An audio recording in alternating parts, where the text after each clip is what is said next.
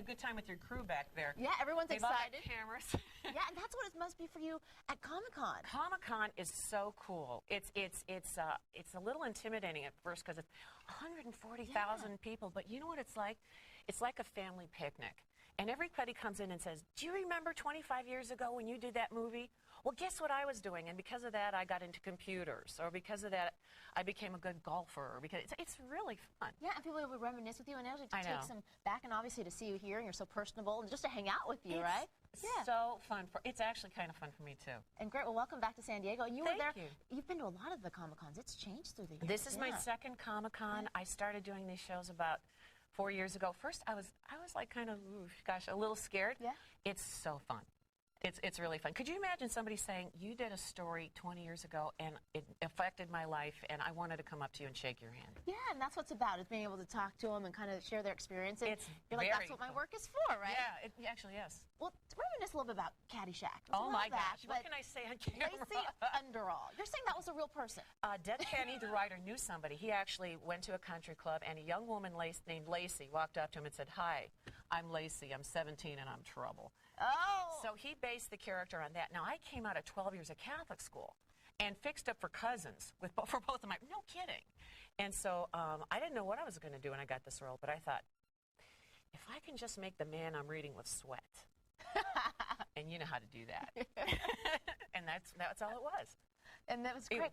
What happens after a movie like that? Obviously, I didn't work for a year because I was telling you a little bit off camera. Caddyshack was one of the first R-rated films. There was a very brief nude scene, and I agreed to do it because it was part of my job. But the producer said, you're going to shoot this for Playboy. And I said, thank you, I'm flattered, can't do it. I'm the Irish Spring Girl at the time, and my dad's going to drop dead. I can't do it. And he said, you're blanked in this business. You'll never blanking work again. And I said, so be it, but now I'm clearing the set. And I did. Wow, the inside scoop of Hollywood. But you know what? You still work it. It was the best thing. Now, I'll tell you a funny story about Caddyshack. You know the piano scene where Chevy's playing the love song to me? That not only wasn't in the script, that wasn't even discussed ahead of time. I was getting my makeup done, and Harold Ramis, the director, says, come out here and sit down. I said, for what? And I sit down, and Chevy's playing the piano, and I look, and the camera light's on. You're like, all right, what the hell is it? So there was a shot of tequila, and it was tequila. We're getting the inside scoop and here, I took really. a shot, and I went, you know, you son of a gun, and I had a wad of gum in my mouth, and I blew a bubble right in his face. And that's it. And I bet you in broadcasting, don't you kind of have fun with each other when the... Yeah, no, with the ad-libbing, right? We've got to ad-lib get through the show. Well, so great to have you here. And then your fans will still remember you from Tron, so just a lot of great things. Tron is very different. So I'll be at Comic-Con from 11 to 3 on Saturday. Okay. From 11 to 2 on Sunday. And today I'll be there for a couple hours at the slave labor graphics booth. That's the Tron comic book booth. So, but in the autograph section, Saturday 11 to 3, Sunday 11 to 2. And you can go to cindymorganinfo.com and catch up on all that. Cool. Well, so great to have you with us, and you can probably stick around and do weather with Chrissy for a little bit. You know, these guys aren't letting me leave. All right. I hear I'm doing your weather in a little bit. Yeah. You and Chrissy. All right. Cool. You guys have to stay tuned for that. And again, log on to fox6.com for more information about Cindy. Coming. Fraud cases over the past year because many of those immigrants are simply afraid to speak up. All right, it's time to get over and check in with Chrissy and Cindy Morgan on weather. I just learned something really cool about Cindy. Guess what? She actually used to be a weather diva. Yeah. It is 72 degrees right now, Lindbergh. Let's get to Cindy. Okay, Cindy, seriously, you were a weather diva? In Rockford, Illinois, I used to. Well, they hired me clearly not for my meteorological expertise, because my director would come down afterwards with a dry marker and a look on his face and write Atlantic, Pacific, because I would just make it up. See, the rule in broadcasting is just keep talking. Just keep talking. You know what I always say? The thing about live TV is that I'm going to screw up. It's just a matter of how I handle it when I do. Because, like, pretty much every other thing is a screw up. Absolutely. Right. So that once you get the audience is with you, as long as they know, hey, I goofed up. Well, they know, because they screw up sometimes, too, in life, right? Nobody's perfect, right? Less than I do, I think. Atlantic, Pacific, did you have fun? How long were you a weather woman? About 8 months. You used to mess with your director, though, yes? Well, my director was one of these, really staunch, kind of like, kind of like our buddy. No, you've been really, nice. No. Seriously, the guy that's driving the bus right now is totally like that. So what that. I would do is I would do things so that he'd go nuts in the booth. One day we had a big hailstorm, and I brought in a handful of the hail, and I put it down on the weather desk. And he's screaming, "Get a shot of the desk! Get a shot of the desk!" Because I would just like walk off camera.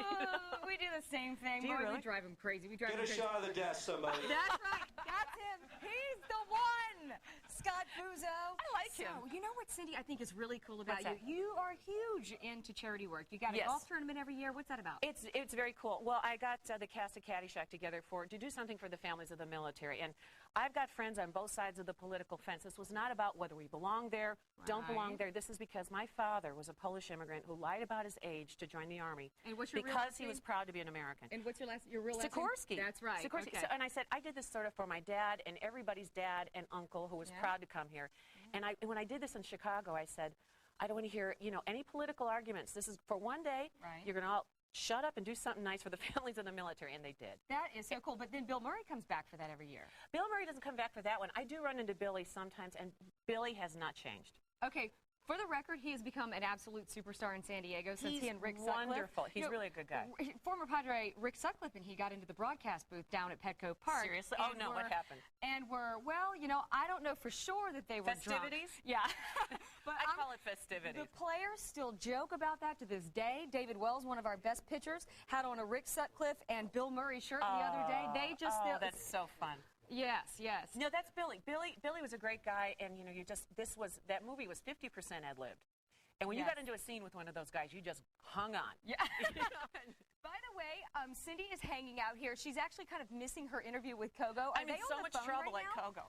Hold on, are they on the phone for us right now? They just called the phone. Oh my gosh. Rang. I'll be there soon, Dave Mason show. I'm on my way. Bring her the phone right now.